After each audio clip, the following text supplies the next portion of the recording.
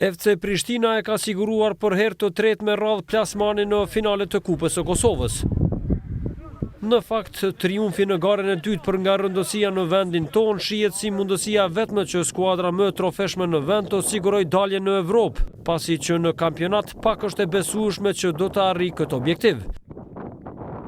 Bardhë e Kaltrit që kanë fituar më shumë se çdo skuadër tjetër në vend Kupën e Kosovës, por edhe titullin kanë rikthyer në krye të shtabit teknik Arsim Thaqin, me të cilin synojnë të përmbushin misionin.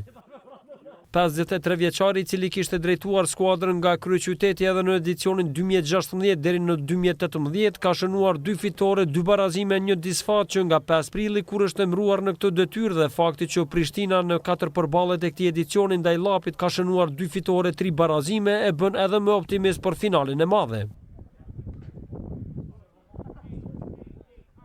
Normal derisa klubi ka mri këtë nivel, besoj që duhet me qenë optimist, është e kuptueshme.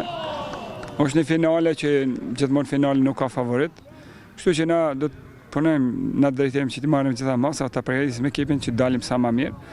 Edhe normal është ndeshja ajo funi luajsi vendos se kush është fituesi. Kisha me qenë shumë i gëzuar e i privilegjuar nëse Prishtina këtë vit mas 2 vjetëve që nuk ka dalë në Evropë, ato që e kanë bërë para një kohe me Prishtinën ku në fund sezonës, pak ka shumë e ngjashme ka qenë situata ja me Prishtina për herë të parë luajti me mua në Europa League.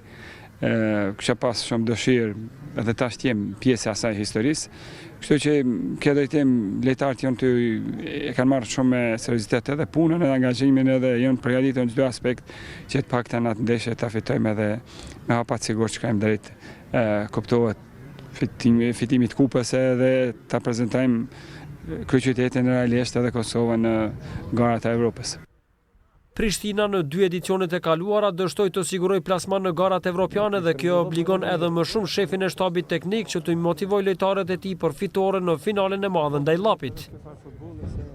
Klubi si asnjëherë tjetër, mendoj i ka kryer gjitha gjonat, obligimet e veta, i ka kryer kushte edhe mundësi që lojtarët të stërviten vërtet profesionalisht.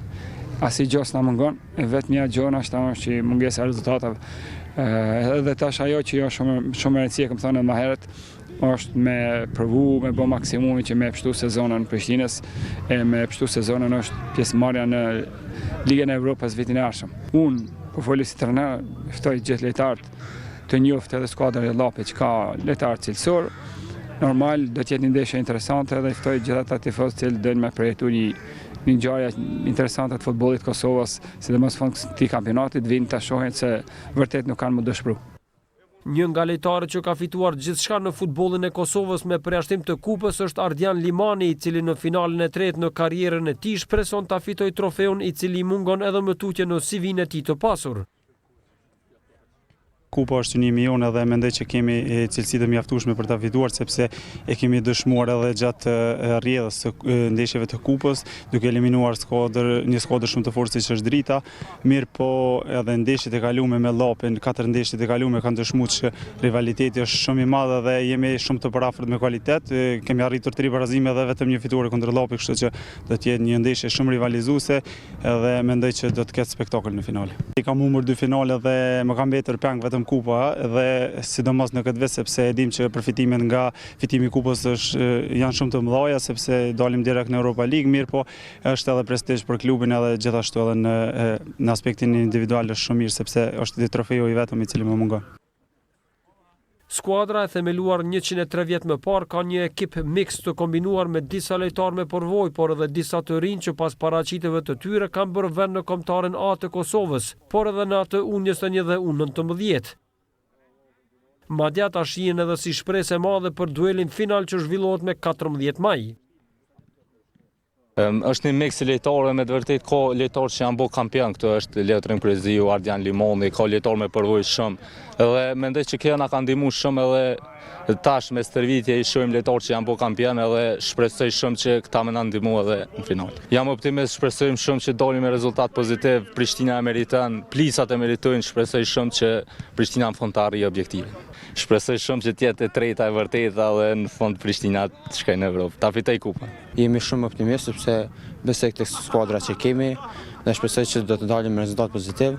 Gjithashtu edhe presim edhe për krojën e plisave, të cilët janë një motiv shtesë për ne. ku edhe shpresoj që ta fitojmë kupën. Normalisht që është pjesa kryesore që do ta bëjmë ne gjithë bashku dhe besoj që do t'japim maksimumin, si unë, si lojtarët, që në fund të gëzojmë gjithë Prishtinën. Besoj që është një kombinim shumë i mirë, edhe besoj që do t'jetë një motiv shtesë edhe për një lojtarë të rinj, por ata provoj që normalisht është ta fitosh kupën është një CV, do t'jetë një CV më e mirë për ne. Ndryshe, Prishtina deri në finale ka eliminuar skuadra Top Futboll Suhareka Vllaznimi dhe Drita, duke shënuar në proces 15 gola pranuar vetëm 2. Këto statistikat të skuadrës që 11 herë ka fituar titullin në shekullin e ri dhe 8 herë Kupën e Kosovës, si dhe ai që finala do të zhvillohet në stadiumin Fadil Vohri, bëjnë të shpresojnë për sukses në finalen e 21 majit ndaj Llapit.